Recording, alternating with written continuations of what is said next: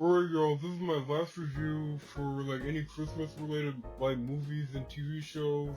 Alright, for this one, I'm definitely gonna review Almost Christmas. Almost Christmas, came out in 2016. It stars Danny Glover, Gabrielle Union, Kimberly Ellis, Monique, and TJ Usher. I've been wanting to review this movie for a while now, and knowing that I did want to review it last year, but your boy didn't have the time, but now your boy got a little extra time. So, like, share, subscribe, follow me on Instagram, check me out on DeviantArt. Links to everything is down below. The movie starts out with, a little montage about, a couple named Walter and Grace.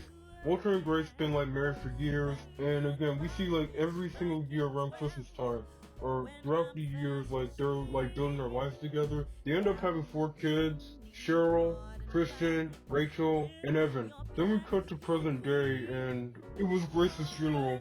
Walter was extremely devastated because of her being dead, and because of that, he decided to sell the house. And since it's almost around Christmas time, he pretty much wanted to invite all the family there to pretty much tell him himself that he's selling the house. So Walter pretty much got to work and managed to fix up the house, and he was trying to make his wife's sweet potato pie, because he loves that sweet potato pie. He called Cheryl now. Cheryl's now a dentist, and also she's married to this dude named Lonnie. Christian's a congressman. He's also married. He has 2 kids. Rachel is a mom that is just going through law school. And Evan is now a professional player, playing college football. And he's kind of addicted to painkillers, but no one don't really know. While Walter was making the sweet potato pie, he called his daughter Cheryl and pretty much told her that, hey, you guys are coming for Christmas, and are you guys on your way there? And by the way, you and Rachel need to get along. Her and Rachel don't really get along that well. At Christian's house, Christian is getting everything he needs to get ready, and his wife pretty much talked to him and told him that, hey, no ad campaigns, no trying to be a congressman right now. Right now, it's just family right now, and no working. Christian's trying his best to keep his eyes on the family, but he's still working on the whole Congress, trying to be Congress thing. Eventually, we got introduced to Aunt May. Aunt May is, Grace's sister and Walter's sister-in-law. She was this famous singer who performed with the best of the best entertainers around the world, and she came by for Christmas because Stevie Wonder messed up the schedule or something. And also, she tends to drink a lot, though. Christian's family managed to make it, and, the grandkids are, really happy to see, the grandpa. Rachel and her daughter made it, and we also, we got introduced to a dude named Malachi. Rachel and Malachi, used to be, really close friends, and, something happened a long time ago. Malachi was trying to help her with her bags, but, she was, was being mean and everything else. Then Cheryl showed up, and pretty much, then Cheryl and Lonnie showed up. Cheryl was being so nice to Christian's wife, but not really being that nice to Rachel. After they got into the house, Walter went down to the shelter where him and Grace kind of volunteer at. While he was at the shelter, he was looking around and seeing how happy everyone is, and then he started to miss Grace and everything else. And he also ran into an old buddy of theirs.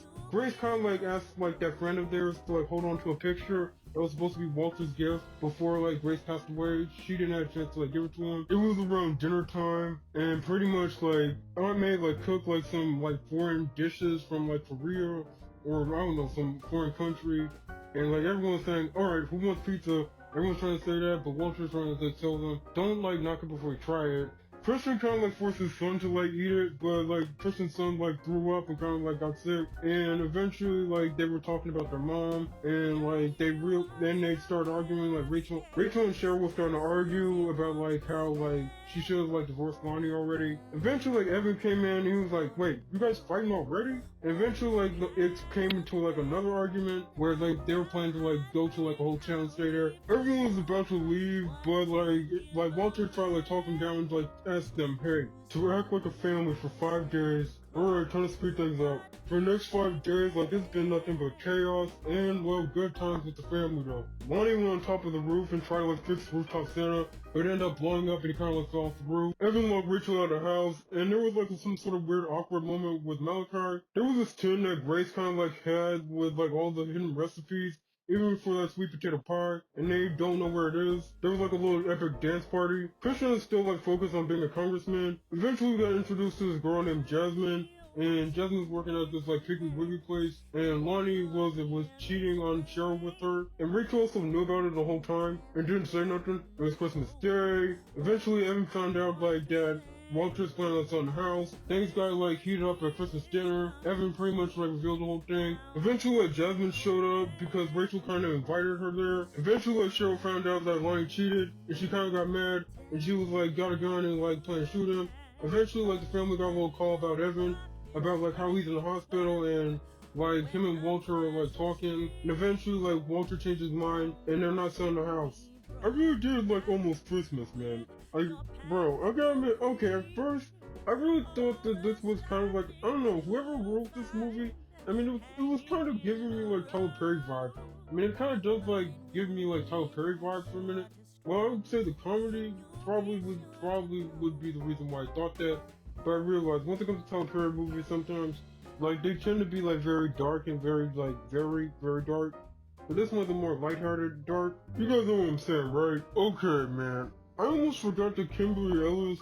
In case you guys don't know like who she is or probably don't remember who she is, do you guys? Okay, you probably remember her from, let's see, Set It Off from 1996 with, was it Jada Pinkett, Queen Latifah, and I forgot who the other woman was, but all I know is that she was in that movie, and also she was in like the movie with the other mad black woman, which it gotta be like one of her most famous and most iconic roles that she ever played in movies though. And only that would be like the first Tyler Perry movie that ever existed though. I'm not gonna lie, she's still attractive though. I'm not gonna lie, she's still fine though. Same thing with Gabrielle Union though.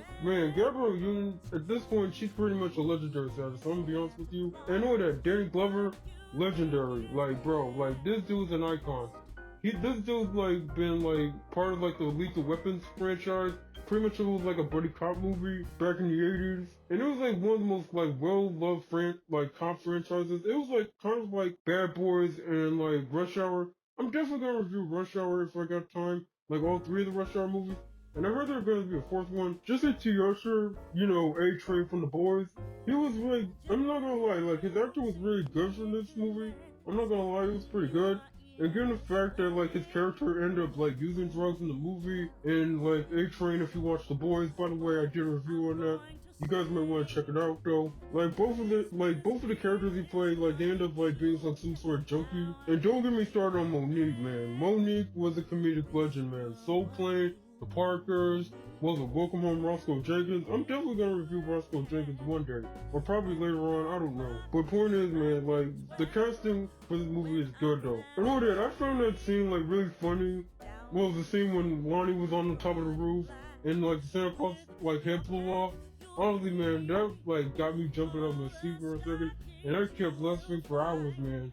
Like, I mean, I always watch, like, that scene on repeat every freaking time, man. I'm not gonna lie, like, this movie is, like, so relatable to me. I'm not gonna lie. Because, like, anyone who has siblings, like, you know how, like, rough siblings can be. I mean, honestly, though, I can feel, like, the tension. Like, I mean, I relate to, like, you know, Cheryl and Rachel's, like, dynamic. Like, most of the time, like, they're at each other's throats.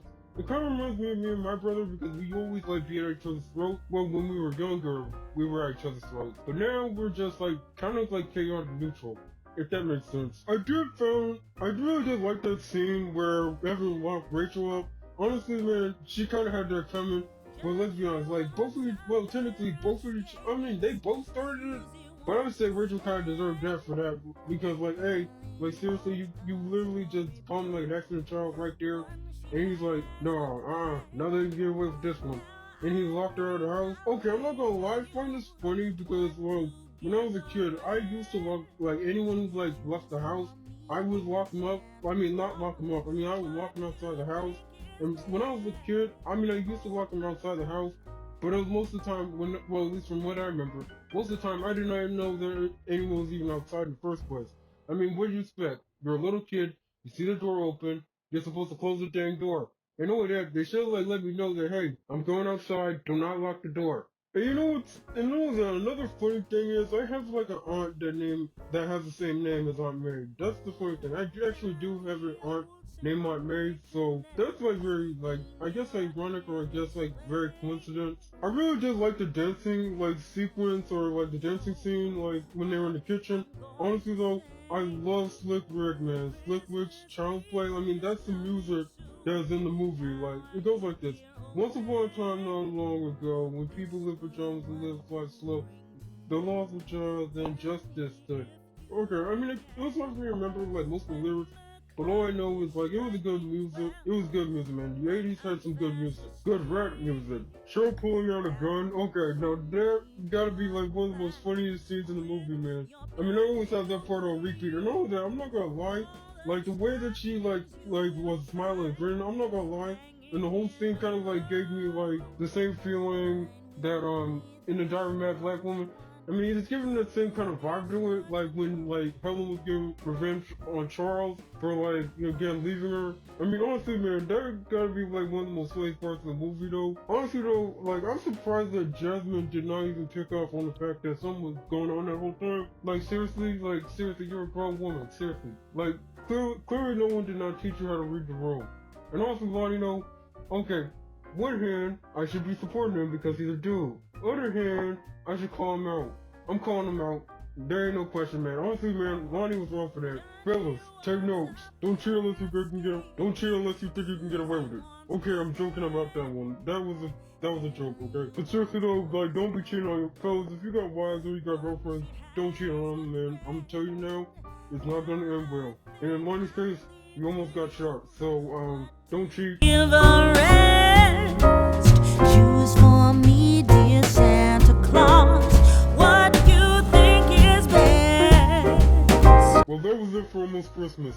Hey guys, I'm gonna give you guys a shout out real quick. I wanna do a shout out real quick, man. Shout out to like all my day one people, and thank you guys. Like I finally hit like 1,000 subscribers on my channel. To all my day one people, and again, to like the people that have been watching me since day one, been liking, sharing, subscribing, and like follow me and all that stuff. Like thank you guys. I would not be here without you guys.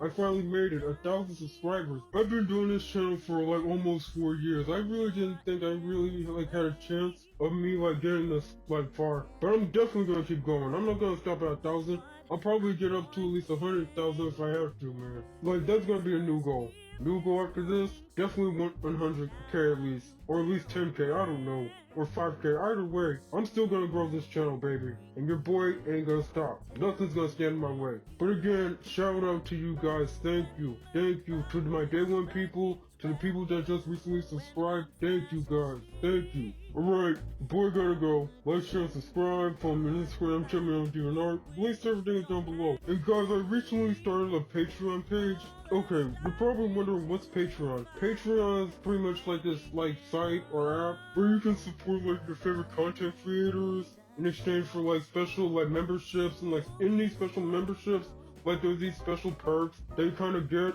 just for being a member. Like let's say, I don't know, commissions, like early release for certain videos or content and stuff like that. I'll put a link to the description down below so that way like you guys can like really support me in doing what I do. Alright y'all, the boy gotta go. I hope you guys have a Merry Christmas. MP Boy out.